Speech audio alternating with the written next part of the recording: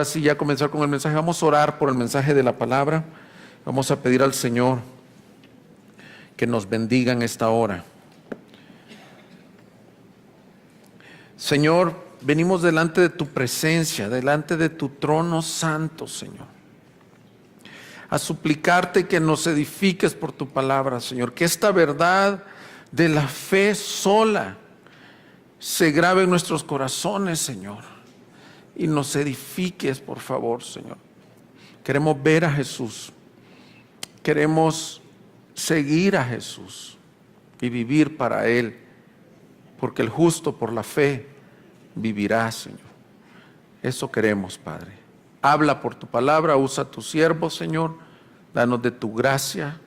Quita toda interrupción, distracción, y que tú te lleves toda la gloria en esta mañana, en el nombre de Cristo Jesús. Amén. Bien, hermanos, vamos a continuar con nuestra serie en Romanos, en algo que he titulado La fe que salva. Romanos capítulo 4, versículos del 1 al 8. Romanos capítulo 4, versículos del 1 al 8. La fe que salva. Es muy común en estos días, hermanos, hablar de la fe. Está como que popular decir esa persona tuvo fe. Y la verdad que yo le pido la gracia a Dios para este día poder explicar cuál es la fe que salva. Porque muchos han confundido la fe con un acto como milagroso de una gran obra. En el dicho popular es muy poco probable que las personas crean que pueden ser salvos solo por fe. Y eso es lo que vimos en el capítulo 3, que el hombre es justificado por medio de la fe. Pero la cultura popular dice, es que esto no puede ser tan fácil. Tiene que haber fe más algo. Fe más obras. Eso es lo que me da la lógica. ¿A poco estás diciendo que nomás por creer o por tener fe un hombre puede ser declarado justo? Eso es lo que veremos hoy. Fe más nada. Fe en Cristo es suficiente para la salvación. Ya ven que hay un dicho popular que dice, a Dios rogando y con el mazo dando. Es decir, le ruego a Dios, pero yo tengo que hacer algo. ¿Y será esto bíblico? Y crecemos con este entendimiento de que hay algo que agregarle a la salvación. Como bien vimos el domingo anterior, la fe produce frutos de justicia, pero no es un requisito para ser declarado justo las obras, sino es una consecuencia. Esto es bien importante que lo entendamos. Ahora leemos nuestro texto. Capítulo 4, versículo 1 al 8, leo de la versión de las Américas. ¿Qué diremos entonces que halló Abraham, nuestro padre, según la carne? Porque si Abraham fue justificado por las obras, tiene de qué jactarse, pero no para con Dios. Porque ¿qué dice la Escritura? Y creyó Abraham a Dios y le fue contado por justicia. Ahora bien, al que trabaja el salario no se le cuenta como favor, sino como deuda. Mas al que no trabaja, pero cree en aquel que justifica al impío, su fe se le cuenta por justicia. Como también David habla de la bendición que viene sobre el hombre a quien Dios atribuye justicia aparte de las obras. Bienaventurados aquellos cuyas iniquidades han sido perdonadas y cuyos pecados han sido cubiertos. Bienaventurado el hombre cuyo pecado el Señor no tomará en cuenta, no tomará en cuenta. Nos quedamos hasta allí. Hermanos, este día veremos que Dios justificó a Abraham, que Dios justificó a David y que Dios justifica al impío solo por la fe, aparte de las obras. Veamos lo primero. Lo que deja muy claro Pablo en el primer gran ejemplo en la fe de Abraham, ese es nuestro primer gran personaje justificado en este texto. Lo que deja muy claro en el versículo 2 es que Abraham no fue justificado por obras. Porque dice que si hubiera sido por obras, él tendría algo de qué jactarse. Entonces lo que está Pablo diciendo es que definitivamente Abraham alcanzó justicia delante de Dios por una razón sola, por creer en Dios. Y le creyó a Dios y fue contado por un hombre justo. El entendimiento de un judío, mis hermanos, de por qué Abraham había sido justificado, ¿cuál crees que era? Porque era el gran hombre de fe, pero ellos entendían que esa fe tenía que ver con cosas que él había hecho. Abraham es el patriarca de los judíos. Todos los judíos, todos los israelitas provienen de Abraham. Pero por eso Pablo, como excelente predicador, lo toma de ilustración y les dicen: ¿qué creen que alcanzó nuestro padre Abraham para ser declarado justo? Porque ellos entendían que nuestro padre Abraham, que su padre Abraham, había sido declarado justo por la gran obra que había hecho. Y muchos de nosotros, cuando le enseñamos a nuestros hijos, les enseñamos así sobre el padre Abraham. La tremenda obediencia de Abraham, que dejó Ur de los Caldeos y siguió a Jesús a ciegas. Entonces vemos más la obediencia, vemos más la obra que lo que está diciendo Pablo, que lo declaró justo, que fue que le creyó al Señor. Tendemos a fascinarnos por las personas que hacen algo para el Señor. ¿A poco la fe sola salva a alguien? Pues eso es lo que nos enseña este primer gran ejemplo. Lo normal es pensar: ¿qué tengo que hacer? Esa es la pregunta que te va a hacer una persona. ¿Qué tengo que hacer para ser salvo? ¿Cómo puede Dios justificarme? ¿Cómo puede Dios perdonar mis pecados? A lo mejor dice una persona: ahorita voy a comenzar a ir a la iglesia, nomás arreglo tantito mi vida. O hay personas que se sienten tan indignos porque sus obras son tan malas que dicen: es que yo nunca voy a poder ser alguien que Dios justifique, porque usted no sabe, pastor, me han dicho a mí, hasta dónde he llegado yo con el pecado. Bueno, la buena noticia es que veremos de que Dios, recuerden los 3 puntos: justificó a Abraham por la fe, justificó a David por la fe y justifica al impío por la fe. Si tú eres ese que está oyendo y dice: yo soy un tremendo pecador, es imposible que me justifique Dios. Dios te está llamando este día y te está diciendo: pon tu fe solo en Cristo. Entonces veamos un poco más en detalle, porque dije que Abraham es el primer ejemplo. ¿Qué significa que Abraham creyó? ¿Qué significa ese texto? ¿Cómo es que se le atribuyó justicia? Mira, pensemos un momento. Abraham, antes de llamarse Abraham con H, se llamaba Abram, sin H y con una A, y era un pagano. O sea, no había en él, Pablo deja muy claro, no fue una obra que él hizo, ni fue porque era del pueblo judío. De hecho, el pueblo judío se inauguró con él. Era un pagano idólatra de otros dioses. Yo voy a hacer me gusta aplicar los mensajes. A veces tú tienes un familiar o un amigo o un vecino, o tú mismo eras ese que dicen: híjole, para que se convierta quién sabe qué tiene que pasar.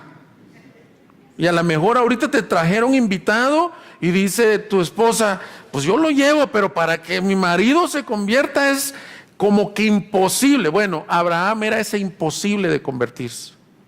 Tenía dioses, no conocía a Dios, no había revelación bíblica todavía en ese tiempo. Estamos hablando del Génesis. Y Dios llamó a un hombre allá en tierra de Ur de los Caldeos. Lo llamó. ¿De qué nos va hablando esto? De gracia. En pocas palabras, lo que estamos respondiendo es: ¿qué hizo Abraham para que Dios lo llamara? ¿Qué hiciste tú y qué hice yo para que Dios nos llamara?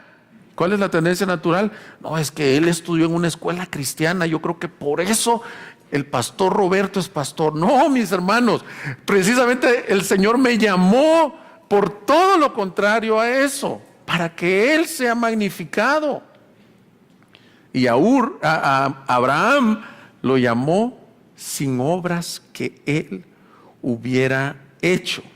Cuando piensas en Abraham, todos pensamos en la gran obra que hizo, pero de que entregó a su hijo, de que obedeció al Señor, pero no está diciendo eso Pablo. Pablo está diciendo en el 3:21, que ya lo vimos varias veces, lo vio Luis, lo vi yo, pero ahora, fíjate, me encantó el mensaje del domingo pasado, pero ahora, coma. Y no nos quedamos solo ahí, pero ahora, aparte de la ley, Romanos 3:21, aparte del método de justificación usual, quiere decir, pero ahora hay otra forma de salvación. Y te das cuenta lo que dice, que ha sido manifestada, atestiguada por la ley y atestiguada por los profetas. Es decir, lo que está diciendo Pablo es, ahora no te salvas por hacer obras de la ley. No te salvas por guardar días, no te salvas por comer ciertas cosas, por vestirte de una forma, por venir a hacer ayunos, por hacer penitencias, por ser el más estricto fariseo de la ley. No te salvas por eso. Hay otro método, la justicia de Dios, pero lo que me gusta es atestiguada por la ley y por los profetas.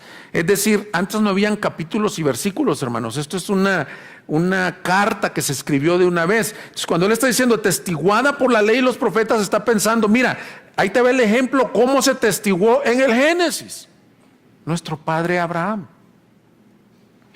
él fue justificado aparte de la ley, pero ahora, aparte de la ley, nuestro padre Abraham fue justificado. En pocas palabras, lo que estoy intentando responder es, ¿qué hizo Abraham para ser justificado? ¿Sabes qué hizo? En esencia, creyó en Dios. Confiaba en la palabra de Dios. Dios, a su vez, le aceptó esa fe, esa confianza, como una posición correcta delante de él. Por eso es que dice que le otorgó justicia. ¿Qué se le otorgó? Que le creyó a la palabra de Dios. Creyó que Dios le daría una descendencia como las estrellas del cielo. Es una justificación manifiestamente que Abraham nunca podría haber alcanzado. Y para el judío esto era como decirle, nuestro padre Abraham no fue justificado por ser judío o por hacer obras. No, fue justificado porque le creyó al Señor. Dice un comentarista, fíjate qué hermoso, te lo voy a leer textual. En otras palabras, Abraham entró en esta bendición particular al darse cuenta que no podía hacer nada por sí mismo. ¿Cuándo entró? Cuando él renunció a trabajar. Sigue diciendo el comentarista, confesando ese hecho a Dios y lanzándose a sí mismo sobre Dios, contando con que Dios hiciera lo que él no podía. Me encanta cómo dice, se lanzó en Dios y le dijo, no puedo, ya no puedo.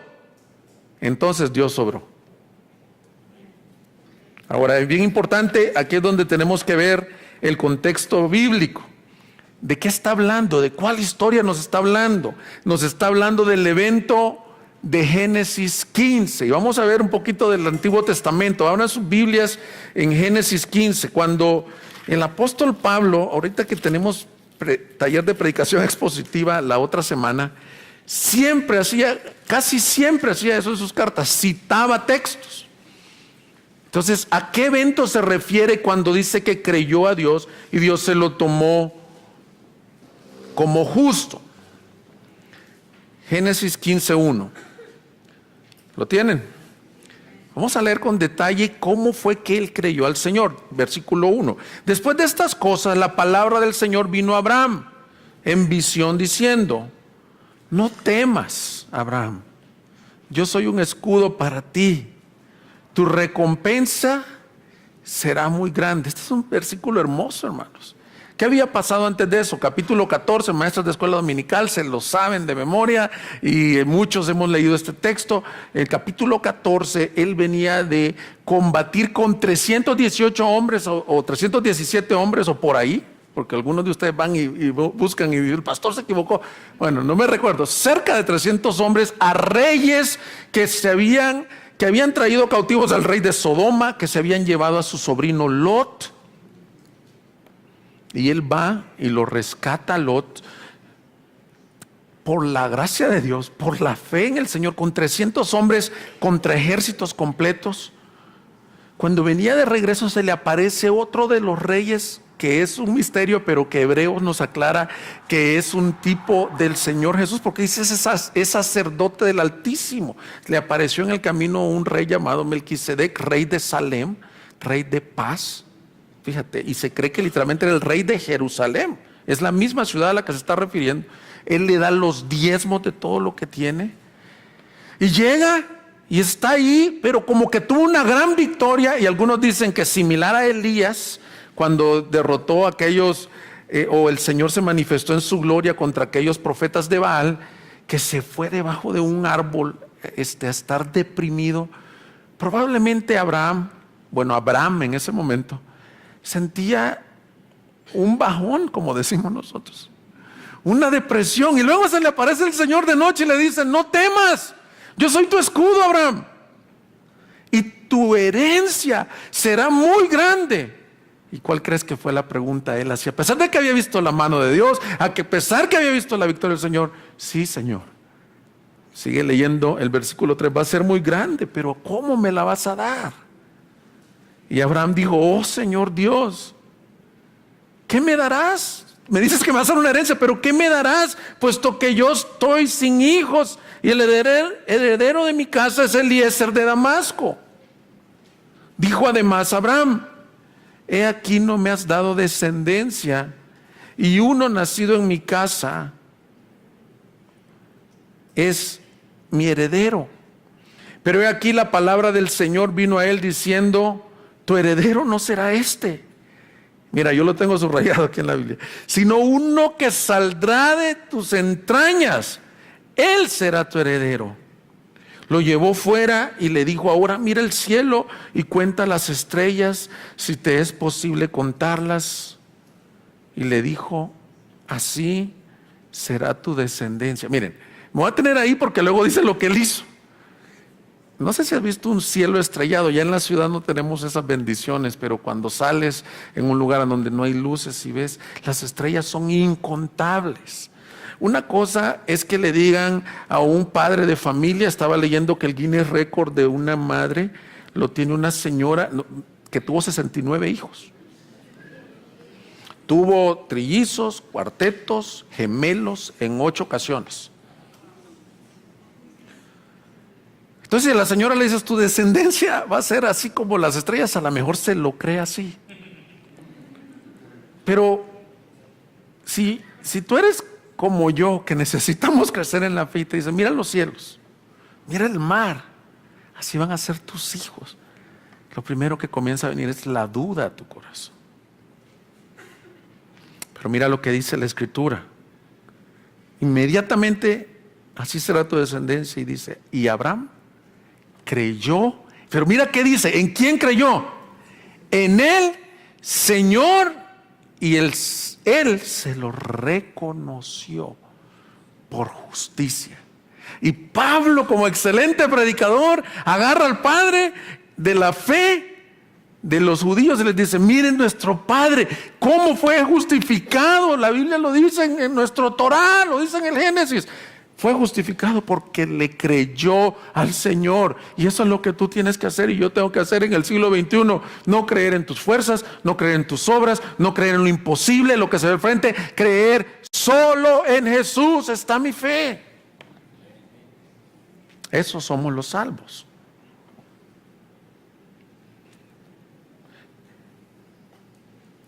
¿Sería posible que Dios le diera hijos a un anciano? Al ver su debilidad, pudo haberse desanimado tanto que la respuesta de la Biblia pudo haber sido como en muchas otras ocasiones, incredulidad.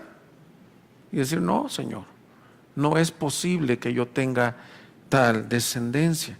Regresa a Romanos, por favor, porque en el capítulo 4 nos sigue ampliando qué aconteció con Abraham. Romanos 4. Ahora vete hasta el versículo 18. ¿Cómo fue esa fe? Él creyó en esperanza contra esperanza.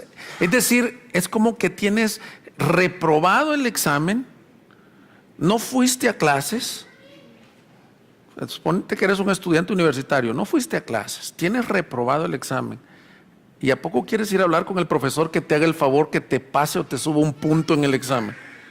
Eso es esperanza contra esperanza. Esperanza contra esperanza, pero era de algo específico, de llegar a ser padre de muchas naciones. Conforme se lo había dicho, así será tu descendencia. Y sin debilitarse en la fe, contempló su propio cuerpo, que ya estaba como muerto, puesto que tenía como 100 años, y la esterilidad de la matriz de Sara. Fíjate qué tremendo. Esa es esperanza contra esperanza. Gracias al Señor que nos dice que también Sara estaba como muerta ya. Qué bueno que se encargó nomás de decir que Abraham era el que estaba como muerto. Literalmente dicen los estudiosos que es ya su vejez era notoria en el físico. Era imposible, él sabía al verse que no iba a poder engendrar. Esa es esperanza negativa. Contra más esperanza negativa, ver la esterilidad de una anciana. Estéril y anciano. ¿Para qué? Para que se dieran cuenta que no fueron ellos, que fue Dios.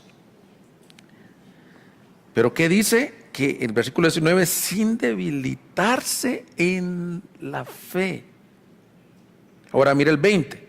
Sin embargo, respecto a la promesa de Dios, hay que subrayar, hermanos, Abraham no titubeó con incredulidad, sino que se fortaleció en fe, dando gloria a Dios y estando plenamente convencido de que lo que Dios había prometido, poderoso era también para cumplirlo, por lo cual también su fe le fue contada por justicia. Y este gran ejemplo nos enseña dos cosas: que la fe que salva es en una persona viva. Le creyó a Dios vivo, le creyó al Señor y le creyó a la promesa. Es en una persona y en las palabras de esa persona. Es decir, él no caminó por vista, hermanos. El Nuevo Testamento nos dice que caminemos por la fe y no por vista. El Nuevo Testamento nos dice que el justo por la fe vivirá a diario. El Nuevo Testamento nos dice que todo lo que no proviene de fe es pecado. Entonces te das cuenta que la vida justificada es una vida que cree a diario en Dios y en sus promesas, que nosotros las tenemos reveladas en su palabra. Y más específico, el Nuevo Testamento nos enseña que la fe que salva es fe en Jesús, el Hijo de Dios, el Salvador del mundo. No en tus obras, no en tu buena conducta, no en tu mala conducta, no en tus riquezas, no en lo que tengas en el banco. Miren, Jeremías 17 nos dice: maldito el hombre que confía en el hombre. Ya sea ese hombre tú mismo u otro hombre, porque no sabemos el día de mañana. Yo he conocido personas que en los terremotos han perdido su casa en un momento.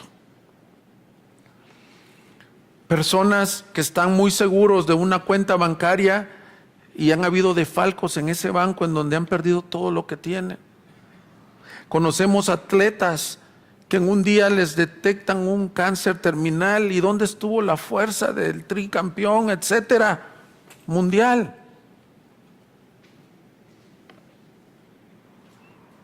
Nuestra esperanza y confianza debe de estar solo en Jesús. Imagínate por un momento cómo fue la fe de Abraham y Sara. Pasaba un cumpleaños más. Porque por cierto, hasta que nació el hijo de la promesa pasaron como 13 años, dicen algunos, o más. De Génesis que leímos 15 al 17, pues habría que hacer ahí un tiempo de estudio. No es que se lo dijo y mañana nació el niño. Eso significa esperanza contra esperanza.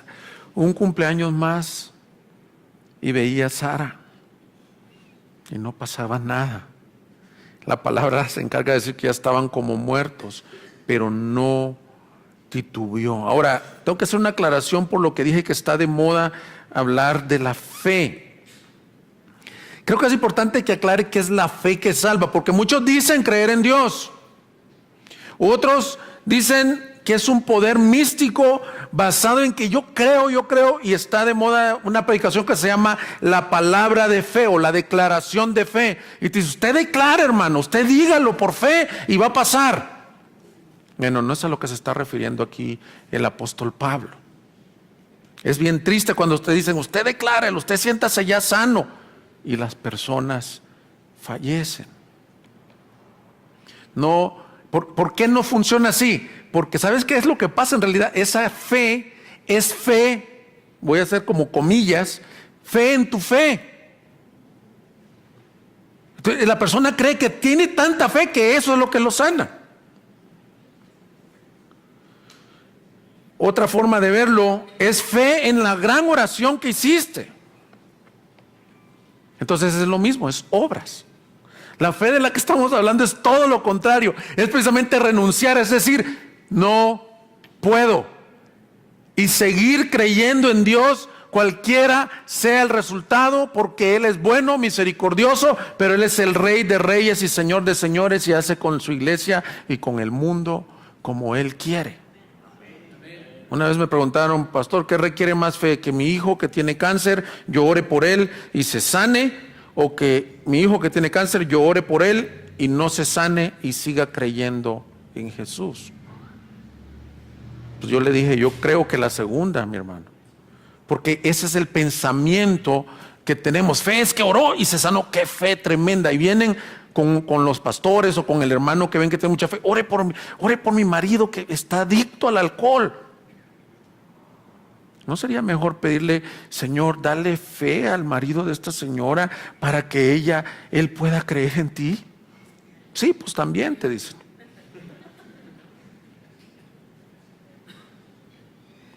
Hermanos, la fe que salva, la voy a intentar definir en los próximos minutos. La fe que salva, dice el doctor Grudem, es más que asentir las verdades del evangelio en tu cabeza. Asentir es sí, yo creo en Jesús. En la mente es más que creer que Jesús existió. Es más que estar convencido que la Biblia es la palabra de Dios. No solo es estar convencido. ¿Por qué? En los Estados Unidos se hizo una encuesta, la mayoría de personas dicen que tienen fe en Jesús, pero sus vidas demuestran lo contrario. Luis nos lo decía el domingo anterior. ¿Cuántas personas dicen, yo creo en Jesús? Bueno, la palabra del Señor dice que aún los demonios creen y tiemblan a Jesús. Pero la fe que salva es más que asentir, sí, yo creo. Baja de la cabeza al corazón. La fe se podría definir en el Antiguo Testamento como confianza en una persona o promesa, ya lo dije. No solo es asentir o estar de acuerdo con las historias de la Biblia, es creer de todo corazón, es aferrarse. Yo siempre pongo este ejemplo porque no encuentro uno mejor. Yo no sé cómo seas tú, pero a mí me da tantito miedo a las alturas. No me quiero hacer el fuerte aquí.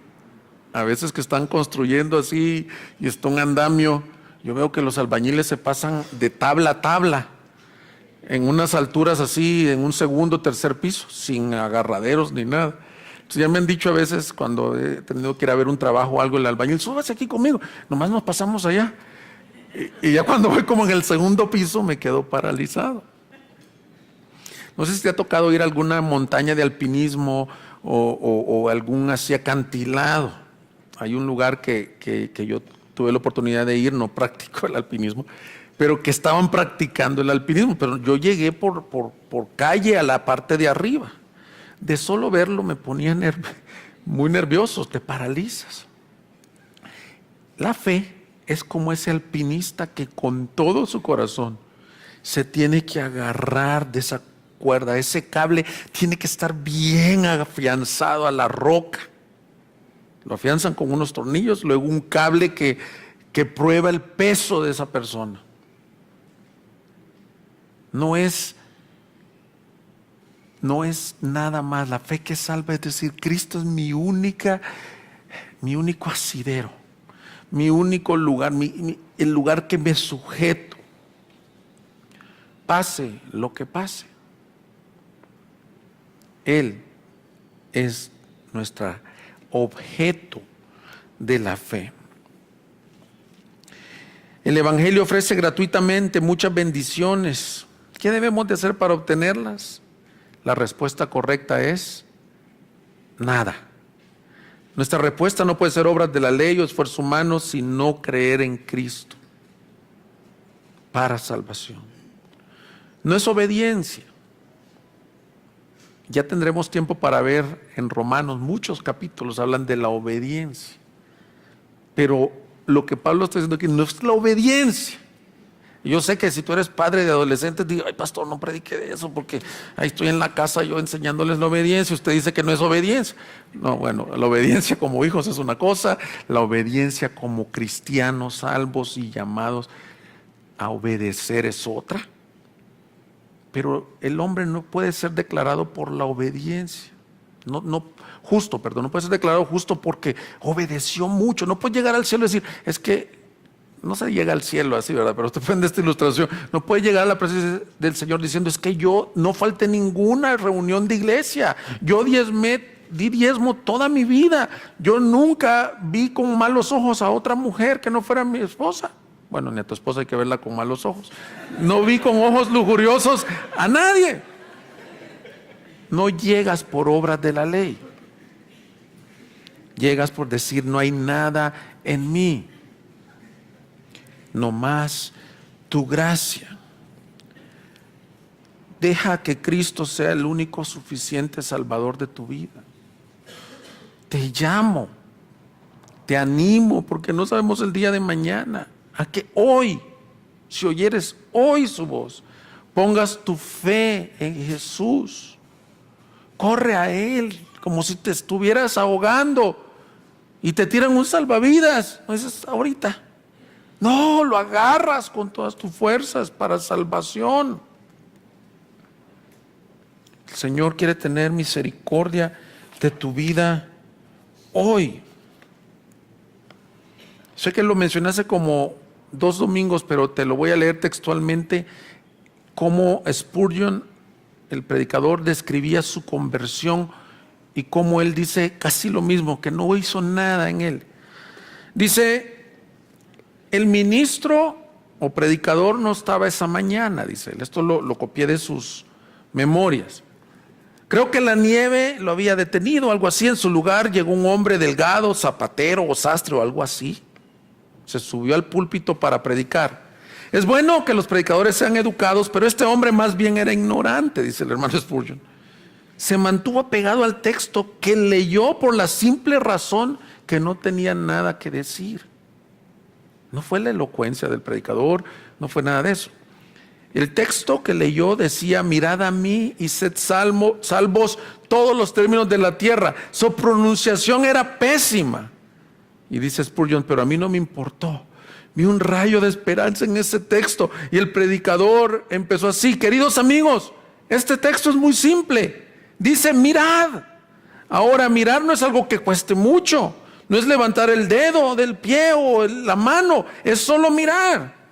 Entonces levantó sus manos y gritó, joven, mira a Jesucristo, mira, mira, mira. No tienes nada que hacer sino mirarlo y vivir. Y dice Spurgeon, en ese momento yo vi el camino de salvación. Y ya no supe qué más habló, porque fui poseído por un solo pensamiento. Así como la serpiente de bronce fue levantada en el desierto y la gente la miraba y era sanada, así fue conmigo. Yo pensaba que debía hacer 50 cosas para ser salvo, dice, pero cuando escuché esa palabra, mira cuán dulce fue para mí. Entonces miré hasta que mis ojos casi se desgastaron. En ese momento se desvaneció la oscuridad y vi la luz. Eso es lo que pasa en el momento de salvación. No hacemos nada más que creer con fe. Y este es el argumento que Pablo usó para decir, nuestro padre Abraham creyó a Dios. ¿Tú le has creído a Dios? ¿Tú has puesto tu fe en el Señor? Ahora, lo segundo que dice es que Dios no solo justifica a Abraham, porque podrían argumentar, lo veremos después, hoy no, pero versículo 9 al 12 dicen, entonces los circuncisos o los hijos de Abraham son los que alcanzan salvación. No, Pablo se encarga de decir, Dios justifica a los impíos, de los cuales todos nosotros fuimos parte, o eres parte si no has confiado en Jesús. Si la paradoja de Abraham para un judío era fuerte, mucho más escuchar que Dios justifica a un impío. Un impío es el que había quebrantado la ley en sus puntos. Romanos 4, versículo 4. Ahora bien, no solo fue Abraham. Al que trabaja, el salario no se le cuenta como favor, sino como deuda. Mas al que no trabaja, pero cree en aquel que justifica al impío, su fe se le cuenta por justicia, como también David habla de la bendición que viene sobre el hombre que en Dios atribuye justicia, aparte de las obras.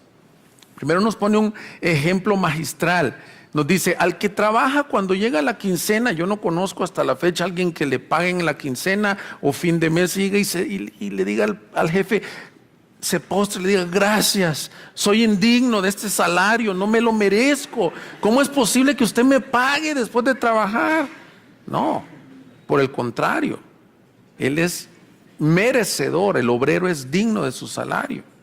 Bueno, y un pequeño paréntesis es, si tú eres empleador, eres llamado a no deberle nada a nadie. Las personas dependen de esa quincena, de esa fecha de pago. Hay gente que a veces retiene ese dinero y dice, no, pues ahí te lo pago, ahí me buscas después. Ahí estamos haciendo de fraude con las personas. Bueno, pero no estamos hablando de eso, otro tema, hablaremos del trabajo y la gloria del Señor. Pero dice aquí que nadie se espera eso. Pero en el Evangelio es todo lo contrario. El ejemplo es alguien que no trabajó, no se presentó los 15 días o el mes, y el día de pago le llega un cheque. Ah, caray, ¿a dónde es esa empresa? ¿A dónde puedo no trabajar y me pagan? En la gracia de Cristo. Por eso es que la gracia es incomprensible. Algunos han titulado canciones o himnos de la gracia en los años antiguos, gracia asombrosa. En estos tiempos un artista más contemporáneo le puso el escándalo de la gracia. Es escandaloso. ¿Y sabes que hay pastores que no predican gracia por miedo que la gente se vaya al libertinaje? Pero entonces no le hacemos honor a lo que está diciendo el texto. Lo que está diciendo el texto es así como algo que te explota los sentidos. Es decir, ¿cómo es posible que un impío sea declarado justo? No se puede.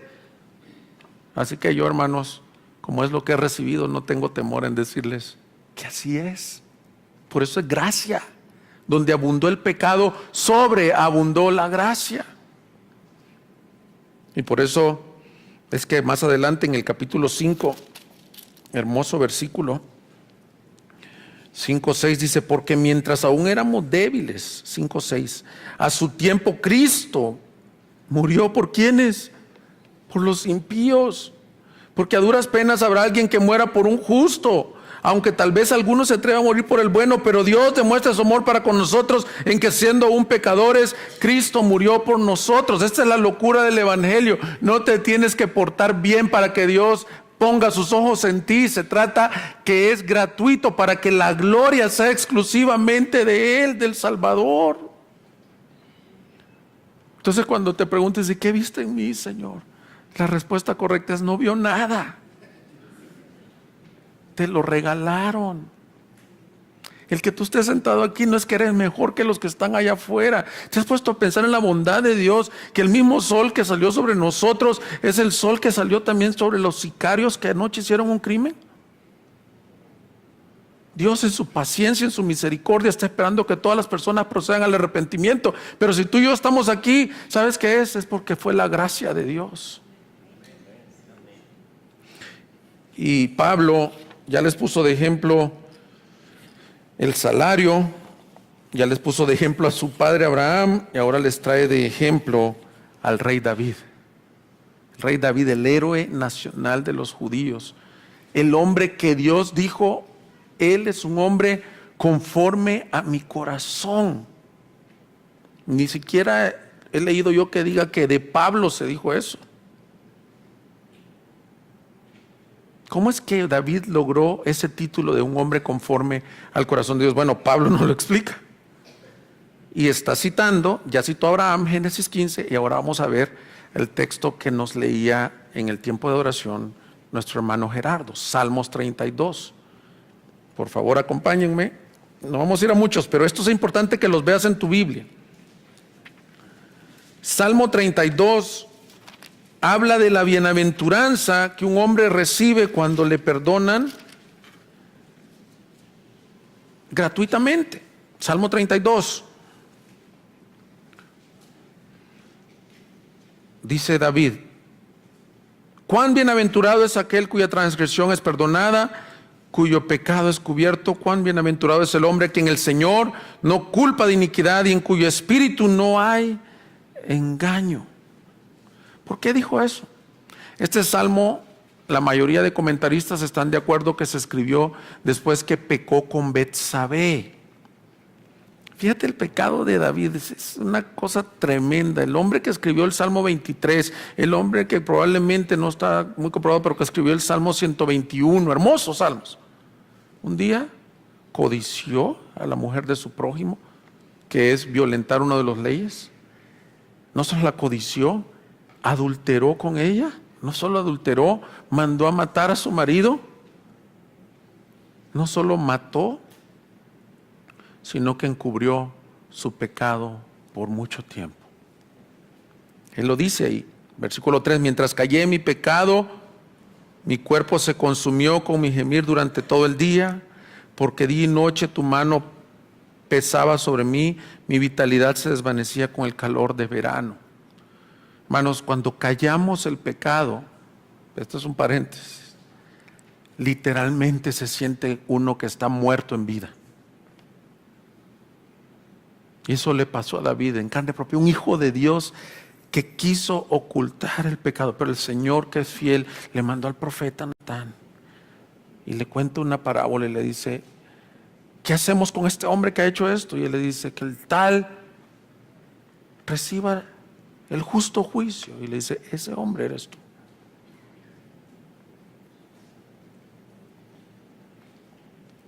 Ese hombre eres tú. Ahora, una pregunta importante a ver aquí es: ¿qué es lo que la ley decía a un hombre que había adulterado, matado, mentido, siendo el rey de Israel? ¿Qué decía? Juicio. La paga del pecado es muerte. Por eso es que en el Salmo 51, ya que estás en los Salmos, un salmo de penitencia, él dice en el versículo 16, lo podríamos leer todo porque todo habla de cómo confesar al Señor, pero él dice: o sea, lo que yo tendría que hacer es un sacrificio tremendo, traer corderos, traer carneros, un holocausto, un sacrificio por el pecado. Y dice el versículo 16: porque no te deleitas en sacrificio, de lo contrario yo te lo ofrecería.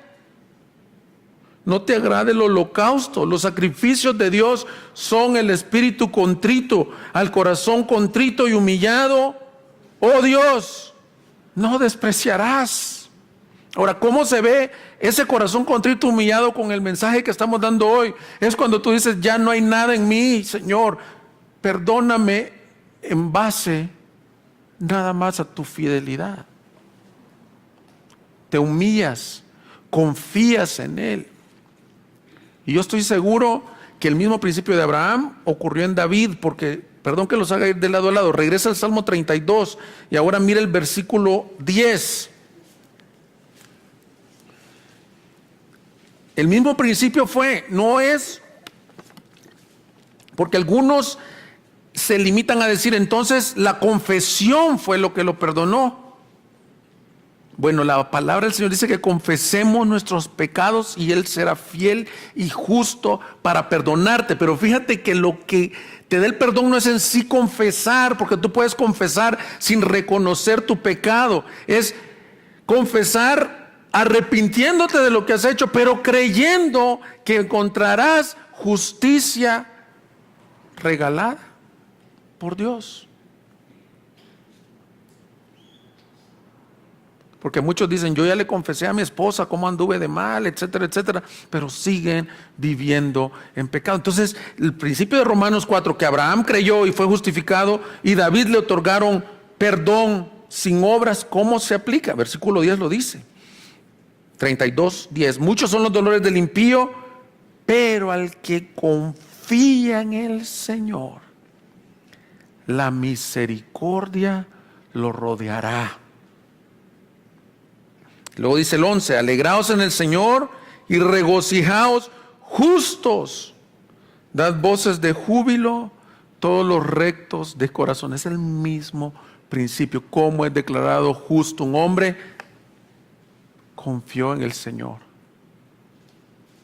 Confió en el Señor, creyó en el Señor, tuvo fe en el Señor, tuvo fe en el sacrificio de Cristo. Cuando tú confiesas tus pecados, tú tienes que estar diciendo, Señor, en mi mente no puedo creer que tú me perdones. Probablemente mi esposo, mis hijos nunca perdonen esto que he hecho, pero yo creo y confío que el sacrificio de Cristo, que derramó hasta la última gota de sangre, que cuando el cielo oscureció decía, Padre mío, porque me has desamparado, y decía, perdónalos porque no saben lo que hacen. El que cree en Jesús alcanza perdón gratuito de sus pecados, gratuito para ti, pero lo que costó es la sangre de Cristo. La sangre de Cristo. ¿Quiénes son estos justos y rectos de corazón? Son todos aquellos bienaventurados del versículo 1, a los que Dios les atribuyó justicia o perdón sin hacer nada. Miren, hermanos, quiero ir cerrando el mensaje. Este salmo para mí es muy significativo porque es el que Dios usó uno de los salmos que Dios usó cuando me rescató. La mayor impresión que yo tengo de mi conversión o de la conversión que el Señor obró en mí es esto: que Dios quitara la culpa del pecado, que Dios perdonara mi pecado. Yo no podía encontrar satisfacción en nada de lo que hacía y decía, es que no puedo ser perdonado. Como un joven que crece en una iglesia con padres cristianos, que Dios lo ha bendecido de muchas formas, ha vivido así tan lejos de ti, no puede haber tanto perdón. Pero caer de rodillas, lo recuerdo como si fuera ayer y ya pasaron muchos años. 14 de diciembre del 95, lo recuerdo como si fuera ayer. Yo no me levanté el mismo, no estaba en una iglesia, no estaba en una campaña evangelística, estaba en mi recámara de rodillas, confesando mi pecado. Y cuando me levanté, sentí esto que dice, cuán bienaventurado, cuán feliz el hombre fue diseñado para ser feliz, pero no feliz en las cosas de este mundo, para ser verdaderamente feliz. Y la bienaventuranza o la felicidad o la bendición es esto, que Dios ya no tome en cuenta tu pecado, porque has creído en Él por pura gracia, por pura misericordia. Esos somos tú y yo, si confiamos con todo nuestro corazón en la obra de Cristo. Te invito a que ya dejes de confiar en lo que tú eres, en lo que puedes hacer, en lo bien o lo mal que te has portado en tu vida. Te invito a que le creas al Señor, que no mires al imposible que tienes enfrente, cualquiera sea la circunstancia. Mira a Jesús. Corre a Él como si hoy fuera el último día que vas a oír el Evangelio. Corre a Él. Como si te estuvieras ahogando y Él fuera el salvavidas único. Solo en Jesús, decía la canción, está mi fe. Él es mi salvación. Quiero concluir, hermanos, con una aplicación que el Señor ha estado desafiando en mi corazón. Nosotros, esta exposición nos muestra la gracia. Predicamos la gracia, creemos la gracia, pero quita tú, hemos recibido gracia. Pero muchas veces me doy cuenta que nosotros somos severos y somos ley para el no creyente y para nuestros hermanos, aún para nuestros familiares. Desgasta, mis hermanos. Fíjate, un matrimonio en donde el marido es ley, haz esto, desgasta. El matrimonio es por amor. Igual es la relación con Dios. Los predicadores podemos vernos tentados a decir, hagan. Pero no. El Evangelio produce obras de gracia en nosotros. Yo no tengo temor que ustedes son maduros, que digan, no, pues si predica eso la iglesia se va a hacer libertina. No, porque el día que yo me puse este anillo, me casé con mi esposa, no significa que porque firmé un documento entonces yo le tengo que ser fiel a mi esposa. Significa que esta es nada más la evidencia del amor que Dios puso en mi corazón para mi esposa y que yo le voy a ser fiel por la gracia y por el amor que tengo. De igual forma, no significa, ya me justificaron por la fe, entonces voy a vivir una vida de libertinaje. No estamos predicando eso. Estamos predicando que la gracia nos humilla al punto de decir, cuán bienaventurado soy que me perdonaron sin que yo lo mereciera. Ahora permíteme vivir fiel para ti, dando fruto para ti, y permíteme, si creo en la gracia, predicar gracia, enseñar gracia con mis hijos, con mi esposa, con mis hermanos. Una de las críticas que tienen las iglesias reformadas es que han descubierto las doctrinas de la gracia. Bueno, son las doctrinas bíblicas. Pero la crítica es que no tienen gracia para los que no creen las doctrinas de la gracia. Acaban de escribir un libro, precisamente un hermano diciendo, esto no puede ser. ¿Estás hablando de la gracia o estás hablando de que si no crees como creen, igual que tú, ya no están bajo la gracia? Hermanos, esta iglesia que se caracterice por esto. Somos los bienaventurados del Salmo 32, que Dios nos perdonó por pura gracia y nos atribuyó justicia sin obras. Amén, ¿ese eres tú? Yo soy de esos, pero que también extendemos gracia a este mundo perdido y caído. Amén. Vamos a orar, ponte de pie, por favor.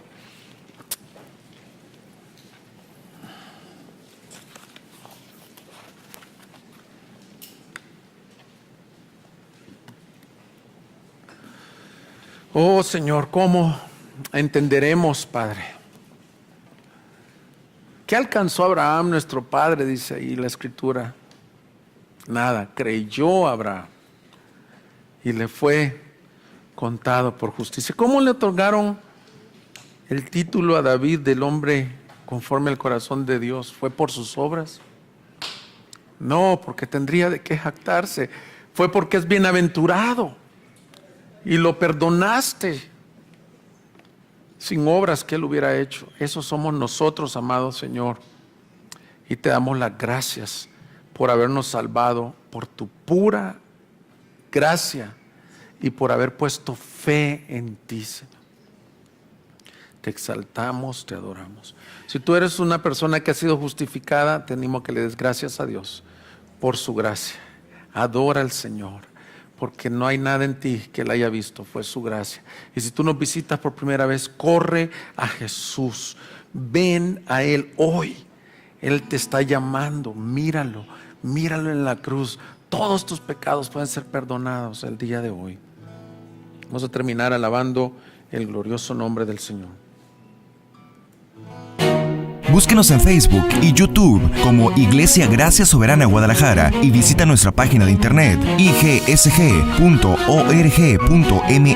y disfruta de este y otros mensajes. Visítanos, estamos en Avenida San Luis Gonzaga, 5114, Zapopan, Jalisco, México. Estaremos felices de recibirte.